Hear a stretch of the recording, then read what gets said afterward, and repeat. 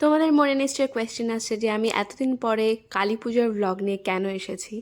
আরে দাঁড়াও বলছি আসলে আমি কালী পুজোতে এতটাই বিজি ছিলাম যে আমার এডিটিং করে ওঠা হয়নি। আর তোমরাও নিশ্চয়ই অনেক বিজি ছিলে, অনেক মজা করেছো কালী পুজোতে, তাই তোমাদেরও আমি ডিস্টার্ব করতে চাইনি। বাট এখন আমি এসে গেছি, আর এটা ছিল কালী পুজোর পরের দিন। আমি চলে গেছিলাম বারাসাতে কালী ঠাকুর দেখতে। আর তোমরা তো জানোই বারাসাতে খুব ভালো কালী পুজো হয়। প্রথমেই ট্রেন ধরে চলে গেছিলাম ব্যারাকপুরে, আর তারপরে অটো ধরে চলে গেছিলাম বারাসাতে। তারপরে আমার একটা ফ্রেন্ড ওখানকার সব ঠাকুরগুলো আমাদেরকে এক এক করে দেখাচ্ছিল। প্রথমেই যে প্যান্ডেলটা দেখেছিলাম তার থিম ছিল বন্দি শৈশব, তার খুবই ভালো লেগেছিল। তারপরেই আমরা চলে গেছিলাম বারাসাতের রেজিমেন্ট ক্লাবে, যেখানে থিম ছিল তিরুপতি বালাজি টেম্পল, যেখানে প্রচুর লাইন ছিল। আর লাইন কাটিয়ে ভেতরে ঢুকতেই দেখলাম যে রুফটপের যা কাজ ছিল, উফ, আমি তো দেখে পুরো মুগ্ধ হয়ে গেছিলাম। আর মাকে পুরো স্বর্ণর গয়না দিয়ে সাজিয়েছিল। পরে এই প্যান্ডেলটাই চলে গেছিলাম। এইটার ক্লাবটার নাম আমার ঠিক জানা ছিল না, কিন্তু তারপরে চলে গেছিলাম বারাসাত পায়োনিয়ার ক্লাবে। আর রুফে এই লাইটসগুলো খুব ভালো লাগে, এখানে ছবিও দারুণ ওঠে।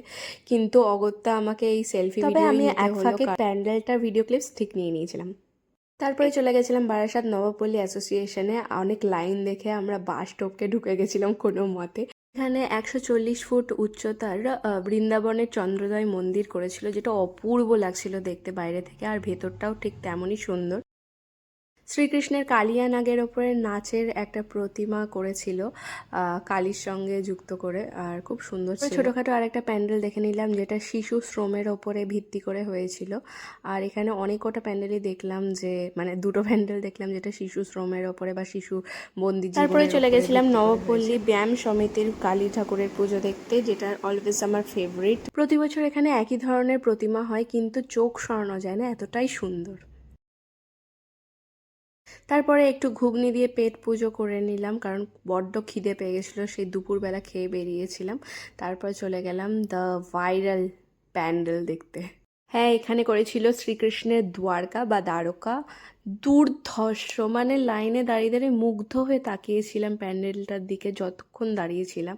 চোখ কি সরানো যাচ্ছিল না, সত্যি বলবো এত নিখুঁত কাজ আমি কোনো প্যান্ডেলে দেখিনি। ইন্টেরিয়ারটাও এত নিখুঁতভাবে করেছে যে মনে হচ্ছিল অরিজিনালি আমি দ্বারকাতেই দাঁড়িয়ে আছি। ভেতরে ঢুকতে একটা স্বর্গ ফিল আসছিল। আর এই দেখো কৃষ্ণ কালী ঠাকুরের প্রশংসা আর কি করবো, তোমরাই দেখে নাও।